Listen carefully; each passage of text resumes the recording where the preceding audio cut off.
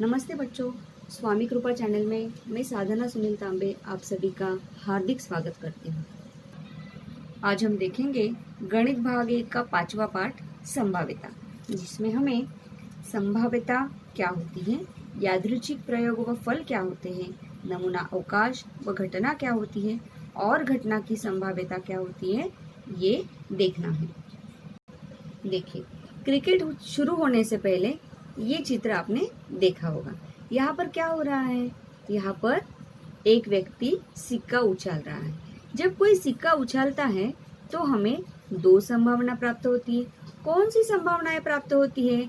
या तो हेड आएगा या फिर टेल आएगा, या तो हेड आएगा या फिर टेल आएगा। अर्थात सिक्का उछालने के दो परिणाम प्राप्त होते हैं। दो परिणाम, इन्हें हम क्या कहेंगे? फल भी कह सकते हैं कि हम सिक्का उछालेंगे तो हमें दो फल प्राप्त हो सकते हैं। हम निश्चित रूप से बता सकते हैं कि या तो हेड आएगा या फिर टेल आएगा। हम निश्चित रूप से ये नहीं बता सकते कि हेड ही आएगा या फिर टेल ही। एक परिणाम नहीं बता सकते। एक परिणाम मतलब क्या? हम ये नहीं बताएंगे कि हेड ही आएगा। अगर हम कहते हैं कि हेड ही आएगा तो वो एक परिणाम हुआ, परंतु हम क्या कहते हैं कि या तो हेड भी आ सकता है या फिर टेल भी आ सकता है। अर्थात हम कितने परिणाम हम प्राप्त करेंगे? दो परिणाम प्राप्त करेंगे, और इसी को हम क्या कहते हैं? फल कहते हैं। देखिए, जब हम कोई पासा फेंकते हैं एक बार, जब हम कोई पासा एक बार फेंकते हैं तो हमें इस तरह से पृष्ठ प्राप्त होते हैं। 1 2 3 4 5 6 इस तरह से पृष्ठ प्राप्त हो सकते हैं। तो हम संभाव्य परिणाम कितने हैं इसमें? संभाव्य परिणाम कि हम निश्चित रूप से नहीं बता सकते कि हमें 1 आएगा, 2 आएगा, 3 आएगा, 4 आएगा, 5 आएगा या 6 आएगा, परंतु इन 6 परिणामों में से कोई एक परिणाम आएगा। अर्थात संभावना है हमें 6 फलों में से कोई एक फल प्राप्त होगा। अर्थात हमें यहाँ पर 6 फल प्राप्त हो सकते हैं, और इस 6 में से कोई भी एक फल हमें, जब हम सिक्का फेंकते हैं हमें कोई एक फल प्राप्त होता है। लेकिन हम इन 6 फलों की संभावना क्या कर सकते हैं? हम इसका विचार कर सकते हैं। फल, आउटकम, जब हम यादृच्छिक प्रयोग करते हैं, यादृच्छिक प्रयोग मतलब क्या? जैसे एक सिक्का उछालना, इसमें हमें पक्का पता है कि दो फल प्राप्त होंगे। कौन से दो फल? एच या टी, हेड या टेल, चित या पट, इन दो परिणाम हमें प्राप्त हो सकते हैं। तो ये दो क्या है? फल है। इसी तरह से हम जब एक पासा फेंकते हैं तब इस यादृच्छिक प्रयोग में हमें 6 पृष्ठभाग प्राप्त होने की संभावना है। अर्थात हमें 6 संभव फल प्राप्त हो सकते हैं, 1 2 3 4 5 या 6। इसी तरह से 1 से 50 अंक लिखे एक कार्ड की गड्डी में से अगर एक कार्ड निकालना है, देखिए 1 से 50 अंक लिखे गए कार्ड की गड्डी है और इसमें से एक कार्ड निकालना है, तो हमें कितने फल संभव है? 50 फल संभव है। मतलब 50 में से कोई भी अंक आ सकता है। इसी तरह से अच्छी तरह से फेंटी गई कोई ताश की गड्डी हो तो इस गड्डी में कुल कितने पत्ते होते हैं? 52 पत्ते होते हैं। इन 52 पत्तों में 26 लाल पत्ते, 26 काले पत्ते, इन 26 पत्तों में 13 पान के पत्ते, 13 ईंट के पत्ते, 13 चिड़ी के पत्ते और 13 हुकुम के पत्ते होते हैं। ठीक है। अब इन पत्तों में ईंट, पान, चिड़ी और हुकुम ऐसे 4 समूह तो होते ही हैं। प्रत्येक समूह में राजा, रानी, गुलाम तथा 10 से लेकर 2 और इक्का ऐसे 13 पत्ते होते हैं। राजा, रानी और गुलाम इन्हें अंकित अर्थात चित्रयुक्त पत्ते होते हैं। तो राजा के कितने पत्ते हुए? 4 पत्ते हुए। पान वाला राजा, ईंट वाला राजा, चिड़ी वाला राजा और हुकुम वाला राजा। हाँ, और गुलाम के भी इसी तरह से 4 पत्ते और रानी के भी इसी तरह से 4 पत्ते होते हैं। तो 52 पत्तों की गड्डी में हमें 52 फल प्राप्त हो सकते हैं। कितने? 52 फल हमें प्राप्त हो सकते हैं। अर्थात राजा, रानी, गुलाम और 10 से लेकर इक्का तक, इनमें से कोई भी पत्ता अगर हम एक पत्ता खींचेंगे तो हमें मिल सकता है। इस पर आधारित हम अब हल करेंगे प्रश्न संग्रह 5.1। देखिए, प्रश्न है निम्नलिखित प्रत्येक कथनों में कितनी संभावना है? आपको क्या उत्तर देना है कि इसमें कितनी संभावना है। जैसे वनिता को महाराष्ट्र के निम्नलिखित स्थलों की जानकारी, कौन कौन से स्थलों की जानकारी है? इन सभी, उनमें से एक स्थल पर वो जाएगी। कहा? उनमें से एक स्थल पर वो जाएगी, पर वह मई महीने की छुट्टी में उन स्थलों पर जाने वाली है। अजंता, महाबलेश्वर, लोनार झील, ताडोबा अभयारण्य, आंबोली, रायगढ़, माथेरान, आनंदवन। अब कितनी संभावना है? तो यहाँ पर 8 संभावनाएं है। हाँ, क्योंकि इस यादी में, इस सूची में कितने स्थल है? 8 स्थलों की जानकारी है, और इसीलिए 8 स्थलों की जानकारी की वजह से यहाँ पर हमें 8 संभावना प्राप्त होती है। ठीक है। इसी तरह से सप्ताह के एक दिन का यादृच्छिक पद्धति से यदि चुनाव करना है तो सप्ताह के दिन कितने होते हैं? 7 दिन होते हैं। तो कितनी संभावना है? 7 यह संभावना है। इसी के जैसा दूसरा, दिए गए चित्र में से ताश के पत्तों में से एक पत्ता यादृच्छिक पद्धति से चुनना है। तो आपको तो पता ही है कि ताश की गड्डी में कितने पत्ते होते हैं? कुल 52 पत्ते होते हैं। तो यदि ताश की गड्डी में से एक पत्ता यादृच्छिक पद्धति से अगर हमें चुनना है तो हमें 52 संभावना मिलेंगी। प्रत्येक कार्ड पर 1 से 20 ऐसी केवल एक संख्या लिखी, अर्थात एक कार्ड पर 1, दूसरे कार्ड पर 2, तीसरे कार्ड पर 3, ऐसी 20 तक संख्याएं लिखी गई हैं। उनमें से एक कार्ड जो है यादृच्छिक पद्धति से चुनना है। तो यदि 1 से 20 अंक कार्ड पर लिखे हुए हैं तो हमें 20 संभावनाएं यहाँ पर प्राप्त होंगी। अब हम देखेंगे नमूना अवकाश अर्थात सैंपल स्पेस क्या होता है। यादृच्छिक प्रयोग में, यादृच्छिक प्रयोग मतलब क्या है? आपको पहले बता दिया मैंने कि सिक्का उछालेंगे, पासा फेंकेंगे, 1 से 50 की गड्डी में से एक पत्ता खींचेंगे, अर्थात जिनके परिणाम हमें पहले से ज्ञात होते हैं। तो यादृच्छिक प्रयोग में सभी संभाव्य फलों के समूह को नमूना अवकाश कहते हैं। अर्थात संभाव्य फल कितने हैं? इन फलों का समूह, और इसे हम क्या कहेंगे? नमूना अवकाश। और नमूना अवकाश S, कैपिटल S या ओमेगा इस ग्रीक चिन्ह के द्वारा दर्शाया जाता है। अब S में जितने घटक हैं उन घटकों को N ऑफ S अर्थात घटकों की संख्या कि कितने घटक हैं इससे दर्शाई जाती हैं। देखिए यहाँ पर हम देखेंगे कि यादृच्छिक प्रयोग किया तो नमूना अवकाश क्या मिलेगा, और नमूना अवकाश में घटनाओं के नमूना बिंदुओं की संख्या कितनी होगी। ठीक है, तो देखते हैं। सबसे पहला प्रयोग है एक सिक्का उछाला गया।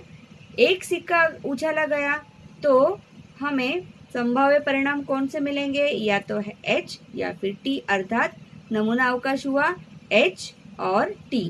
तो इसमें कितने घटक है? 2 घटक हैं। तो N ऑफ S बराबर कितना आया? 2। इसी तरह से जब हम 2 सिक्के उछालते हैं तो नमूना अवकाश क्या मिलता है हमें?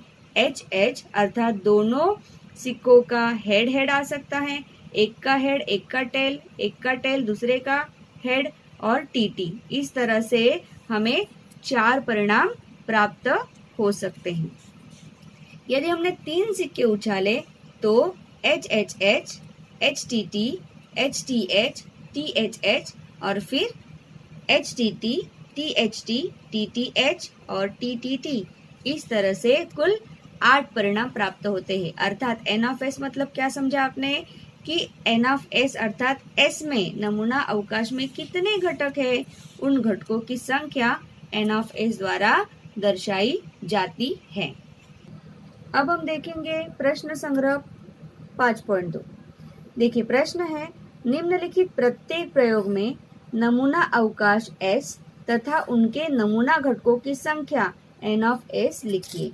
अर्थात हमें यहाँ पे नमूना अवकाश और केवल नमूना घटकों की संख्या लिखनी है। यदि एक पासा तथा एक सिक्का एक ही समय फेंकना, ये हमारा प्रयोग है। तो इस प्रयोग में हमें S नमूना अवकाश क्या मिलेगा? तो नमूना अवकाश लिखने से पहले उत्तर में हम सबसे पहले लिखेंगे कि हमारा प्रयोग कौन सा है। हमारा यादृच्छिक प्रयोग जो है वो कौन सा है, क्योंकि ये प्रश्न है, हम उत्तर पत्रिका में केवल उत्तर लिखते हैं, तो यादृच्छिक प्रयोग हमें लिखना होगा। तो यादृच्छिक प्रयोग है एक पासा और एक पासा तथा एक सिक्का, एक पासा तथा एक सिक्का एक ही समय फेंका, एक ही समय फेंकना, ये हमारा यादृच्छिक प्रयोग है। तो हम लिखेंगे इसके लिए नमूना अवकाश क्या मिलेगा। नमूना अवकाश, नमूना अवकाश अर्थात हमें क्या क्या मिलेगा, अर्थात एस क्या है। तो इसमें देखिए एक पासा, पासे पे क्या मिलता है हमें, 1 2 3 4 5 या 6, ठीक है, ये पासे पे हमें मिल सकता है। और सिक्के में क्या मिलता है, एच या फिर टी, ठीक है। तो यदि पासे का एक आ सकता है तो एक के साथ सिक्के का एच या फिर टी आ सकता है। तो इस तरह से एक के साथ एच, फिर एक के साथ टी, फिर 2 के साथ एच, फिर 2 के साथ टी, इस तरह से 3 के साथ एच, फिर 3 के साथ टी, ठीक है। अब तक आपने देखा एस नमूना अवकाश में क्या क्या आया था, एक के साथ एच, एक के साथ टी, 2 के साथ एच, 2 के साथ टी, 3 के साथ एच, 3 के साथ टी, इसी तरह से 4 के साथ एच आएगा। या फिर देखिए हर नमूना घटक के बाद हम क्या कर रहे हैं, कॉमा दे रहे हैं। 4 के साथ टी आ सकता है, या फिर कॉमा 5 के साथ एच आ सकता है, या फिर 5 के साथ टी आ सकता है, और इसके साथ बाद में 6 के साथ एच आ सकता है और 6 के साथ टी आ सकता है। तो देखिए कितने घटक हो गए, एक के साथ एच, देखिए हमने जोड़ी कैसे लगाई ना, हाँ, या तो आपको अगर नहीं समझ में आ रहा है मैं इस तरह से वापस लगा, देखिए 1 2 3 4 5 6, और कितना है सिक्के का एच और टी, तो एक के साथ एच, एक के साथ टी, इसी तरह से 2 के साथ एच टी, 3 के साथ एच टी, 4 के साथ एच टी, 5 के साथ एच टी, 6 के साथ एच टी। तो हमने एस लिख दिया है और हमें अभी क्या लिखना है, N of S. N of S अर्थात क्या होता है कि नमूना अवकाश में कितने घटक हमें मिले हैं। तो 1 2 3 4 5 6 7 8 9 10 11 और 12 घटक हमें मिले हैं। तो एन ऑफ एस बरोबर 12। 5.2 का दूसरा प्रश्न है, 2 3 5 इन अंकों की पुनरावृत्ति न करके, पुनरावृत्ति मतलब क्या कि वही अंक दोबारा नहीं आना चाहिए, न करते हुए 2 अंकों वाली संख्या हमें बनानी है। तो चलो संख्या पहले बनाएंगे। तो अंक कौन से हैं, हम यहाँ पे हल कर रहे हैं तो यहाँ पे लिखेंगे हल। और अंक कौन से हैं, अंक है 2 3 और 5। तो इन अंकों से हम अगर संख्या बनाएंगे तो संख्या कैसी बनेगी बताओ। हम एस में वो संख्या लिखेंगे, एस बराबर हमें प्राप्त होने वाली संख्या, हम 2 की जोड़ी एक बार 3 के साथ लगाएंगे और 2 की जोड़ी एक बार 5 के साथ। यहाँ पर हमें 2 की जोड़ी 3 के साथ लगाएंगे तो बीच में कॉमा नहीं लिखने का है, क्योंकि यहाँ पर संख्या हमें बनानी है और संख्या में कॉमा नहीं होता।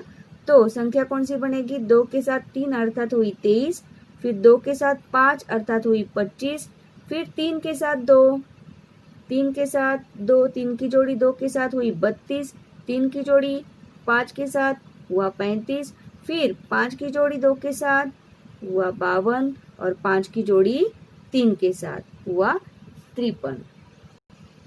इस तरह से हमें संख्याएं मिलेंगी। तो हमने एस अर्थात नमूना अवकाश तो लिखा है, चलो इसके बाजू में लिख देते हैं। हमने क्या लिखा है, नमूना अवकाश एस। नमूना अवकाश एस हमने लिख दिया। अब हमें लिखना है एन ऑफ एस। और एन ऑफ एस अर्थात क्या होता है कि एस में अर्थात नमूना अवकाश में कितने घटक है उनकी संख्या, 1 2 3 4 5 और 6। अब 5.2 का अगला सवाल है, 6 रंगों वाली फिरकी को घुमाने पर उसका तीर कौन से रंग पर स्थिर होगा? देखिए ये फिरकी है, तो ये जो तीर है, यह तीर इन 6 रंगों में से किसी भी एक पर जाएगा, अर्थात हम 6 रंगों की संभाव्यता यहाँ पर बता सकते हैं कि इन 6 रंगों में से किसी भी रंग पर जाएगा। तो नमूना अवकाश क्या होगा? नमूना अवकाश हमें लिखना है, नमूना अवकाश क्या होगा? 6 रंग इसमें नमूना अवकाश में आ जाएंगे, अर्थात लाल, जामुनी, हरा, नीला, पीला, केसरिया, इस तरह से सारे रंग इसमें आ जाएंगे। तो कितना हमने एस यहाँ पे लिख दिया, अब हमें लिखना है N of S. N of S अर्थात इसमें कितने घटक है? 1 2 3 4 5 6, तो एन ऑफ एस क्या आया? 6। इसी तरह से अगला प्रश्न है, देखिए, वर्ष 2019 के मार्च महीने के 5 के गुणे में आने वाली तारीखों का वार मिलना। 5 के गुणे में, अभी 5 का गुणा तो आपको पता है, 5 एकम 5, 5 दूनी 10, 5 तिहाई 15, इस तरह से 5 के गुणे में आने वाली संख्या। और कि हमें संख्या नहीं चाहिए, हमें उनके गुणे में आने वाली तारीखों का वार चाहिए, अर्थात दिन चाहिए। ठीक है, तो चलो देखेंगे कैलेंडर। यहाँ पे कैलेंडर का चित्र है, ये कैलेंडर का चित्र है, और इसमें देखिए 5 तारीख को, देखिए 5 तारीख को कौन सा दिन है? यहाँ पर मंडे के बाद ट्यूसडे अर्थात मंगलवार है, फिर 15 तारीख को शुक्रवार है, फिर आगे जाएंगे तो 20 तारीख को बुधवार है, फिर आगे जाएंगे तो 25 तारीख को सोमवार है, और 30 तारीख को कौन सा दिन है? शनिवार है। इस तरह से ये दिन 5 के गुणे में आने वाली संख्याओं के, देखिए 1 2 3 4 5 और 6, 5 10 15 20 25 और 30, तो इनके वार हमें मिलेंगे, तो इनको हम नमूना अवकाश में लिखेंगे। उत्तर हमें क्या लिखना है? तारीखों का वार लिखना है। तो चलो नमूना अवकाश लिखेंगे। नमूना अवकाश अर्थात एस, नमूना अवकाश अर्थात एस। क्या देखा हमने एस पर? हमने तारीख देखी और दिन देखा। तो फिर से एक बार आपको कैलेंडर दिखा देती हूँ। देखिए 5 तारीख पहला कौन सा दिन है? मंगलवार, ठीक है, मंगलवार है। फिर अगली तारीख है 10 को है रविवार। फिर अगली तारीख है 15 को है शुक्रवार। अगली तारीख है 20 को है बुधवार। हर बार हमें कॉमा करना है। फिर अगली तारीख है 25 को है सोमवार, और 25 के बाद 30, और 30 को है शनिवार।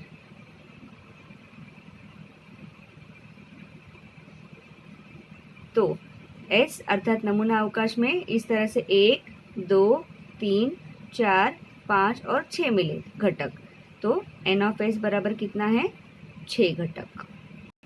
इसी तरह से हम प्रश्न संग्रह 5.3 हल करेंगे। प्रश्न संग्रह 5.3 का प्रश्न में पढ़ रही, देखिए, निम्नलिखित प्रत्येक प्रयोग के लिए नमूना अवकाश एस, हमें क्या क्या लिखना है? एस लिखना है। उनके नमूना घटकों की संख्या अर्थात एन ऑफ एस लिखना है। समुच्चय सहायता से घटना ए, बी और सी, ये घटनाएं लिखनी है, और N of A, N of B और एन ऑफ सी भी लिखना है, अर्थात ए घटना में कितने घटक है, बी घटना में कितने घटक है और सी घटना में कितने घटक है, वो भी हमें लिखना है। तो पहला प्रयोग है, एक पासा उछालने पर। एक पासा उछालने पर पहली घटना है, तो सबसे पहले एक पासा उछालने पर नमूना अवकाश क्या मिलता है ये हम लिखेंगे। हल, एक पासा उछालने पर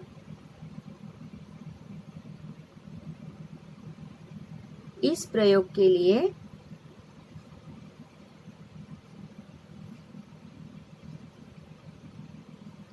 नमूना अवकाश, क्या लिखेंगे, नमूना अवकाश। तो ये नमूना अवकाश हम नीचे लिखेंगे, नमूना अवकाश। और हमें पता है कि एक पासा उछालने पर हमें नमूना अवकाश क्या मिलता है, नमूना अवकाश पासा अर्थात 1 2 3 4 5 6, पासे के 6 पृष्ठ होते हैं। तो नमूना अवकाश में इस तरह से हमें 6 घटक प्राप्त होंगे। n ऑफ s भी यहाँ पे लिख देंगे, कितने घटक है, कुल 6 घटक है। अब हम पहली घटना लिखेंगे, घटना ए। घटना ए की घटना हमें यहाँ पे लिखनी है। क्या शर्त है उसके लिए कि ऊपरी पृष्ठभाग पर आने वाली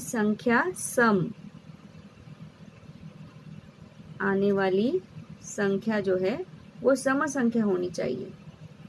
और आपको पता है कि सम संख्याएं कौन सी होती है, सम संख्या होती है 2 4 6 8 10 इस तरह से।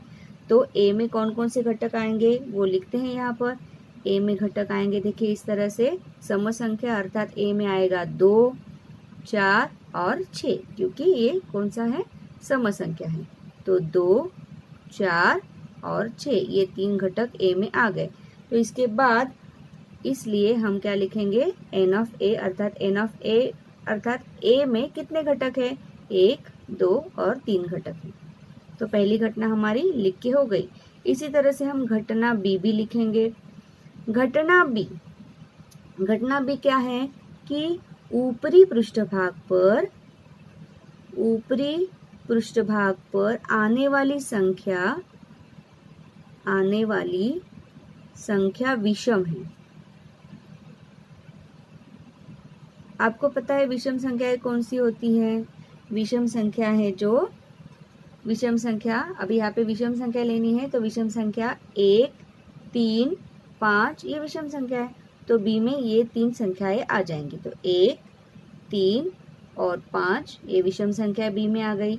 तो बी में कितने घटक है, देखिए 1 2 और 3। तो एन ऑफ बी अर्थात नमूना घटकों की संख्या कितनी है, 3 है। चलो तीसरी घटना लिखेंगे। हमें घटना भी लिखनी है और घटना में आने वाले घटक भी लिखने हैं और कितने घटक अर्थात N of B N of A ये भी लिखना है। तो तीसरी घटना है ऊपरी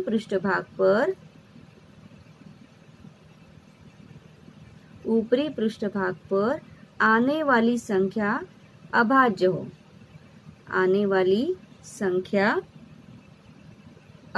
हो। अब अभाज्य संख्या क्या होती है आपने पढ़ा है पहले।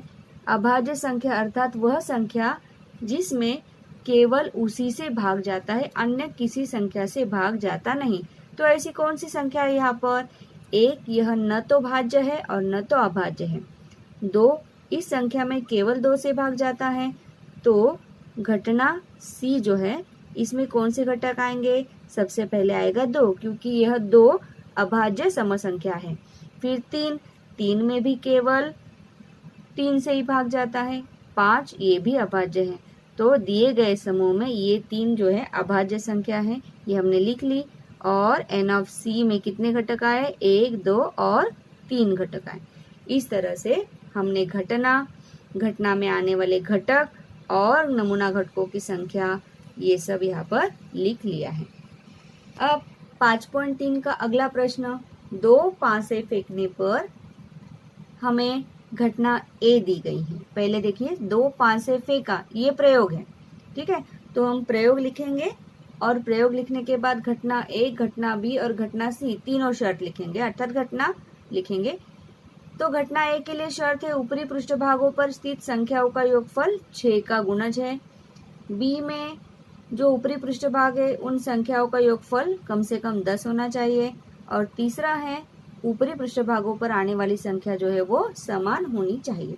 सबसे पहले हम लिखेंगे कि इसमें नमूना अवकाश क्या मिलेगा। तो हल करेंगे और सबसे पहले लिखेंगे हम नमूना अवकाश। लेकिन नमूना अवकाश के लिए प्रयोग कौन सा है? नमूना अवकाश के लिए पहले प्रयोग लिखना पड़ेगा। तो प्रयोग है 2 पासे फेंकने पर, 2 पासे फेंकने पर, ये हमारा प्रयोग हुआ। और प्रयोग के बाद हम लिखते हैं नमूना अवकाश, अर्थात 2 पासे फेंकेंगे तो हमें क्या मिलेगा, ये हम नमूना अवकाश में अर्थात एस में लिखते हैं। तो चलो एस लिखेंगे। अभी 2 पासे फेंके गए हैं तो एस लिखने के लिए क्या, मान लो एक पासे का 1 आएगा, दूसरे पासे का भी 1 आएगा, एक पासे का 1, दूसरे का 2, अर्थात हमें क्या करना है कि दोनों जो पासे हैं उनकी जोड़ी, नंबर की जोड़ी लगानी है। एक के साथ एक, एक के साथ 2, फिर कॉमा, फिर 1। देखिए संख्याओं के बीच में यहाँ पर कॉमा है और बाहर भी कॉमा है, ठीक है। तो ये जरा ध्यान से, 1 के साथ आएगा 3, फिर 1 के साथ आएगा 4, फिर 1 के साथ आएगा 5 और 1 के साथ आएगा 6। इस तरह से हमें नमूना अवकाश मिलेगा। अभी ये केवल 1 के साथ हो गया। इसी तरह से हमें अगली भी तो संख्याएं हैं, जैसे कि पहले पासे का 2 है तो दूसरे पासे का 1, पहले पासे का 2 है, दूसरे पासे का भी 2, फिर 2 के साथ बाहर भी कॉमा लगाना है 3, फिर 2 के साथ 4, फिर 2 के साथ 5 और 2 के साथ 6, फिर कॉमा, फिर 3 के साथ 1, 3 के साथ 2, 3 के साथ 3, 3 के साथ 4, 3 के साथ 5 और 3 के साथ 6, फिर 4 के साथ 1, 4 के साथ 2, 4 के साथ 3, 4 के साथ 4, 4 के साथ 5 और 4 के साथ 6। इसी तरह से 5 1, 5 2, 5 3, 5 4, 5 5, 5 6, फिर अभी लास्ट 6 1, 6 2। देखिए यहाँ पर 2 संख्याओं के भी, 2 अंकों के बीच कॉमा है और 2 कोष्टकों के बीच भी कॉमा है। 6 3, 6 4, 6 5 और 6 6। तो हमने यहाँ पर नमूना अवकाश लिख लिया है। फिर हम लिखेंगे नमूना घटकों की संख्या। अगर आप ये टोटल गिनेंगे तो कुल मिलाकर कितने आएंगे, 36 नमूना अवकाश में घटक है। इसके बाद अब हम एक एक घटना लेंगे। घटना ए है कि ऊपरी पृष्ठभागों पर स्थित संख्याओं का योग 6 का गुणज है। 6 का गुणज है, अर्थात अभी इसमें देखिए, इसमें हमें ऊपरी पृष्ठभागों का योग 6 का गुणज चाहिए। तो देखिए यहाँ पर अगर आप ध्यान से देखेंगे तो हमें सबका योगफल करना पड़ेगा। 1 1 2 हो गया, 2 3, 2 1 3 हो गया, 3 1 4 हो गया, 4 1 5 हो गया, 5 1 6। देखिए ये है जो 6 का गुणज है। तो चलो इसको मैं इस तरह से मार्क कर लेती हूँ। 1 हो गया 6 का गुणज। फिर दूसरा देखिए 6 1 7 हमें जोड़ना है, योग करना है।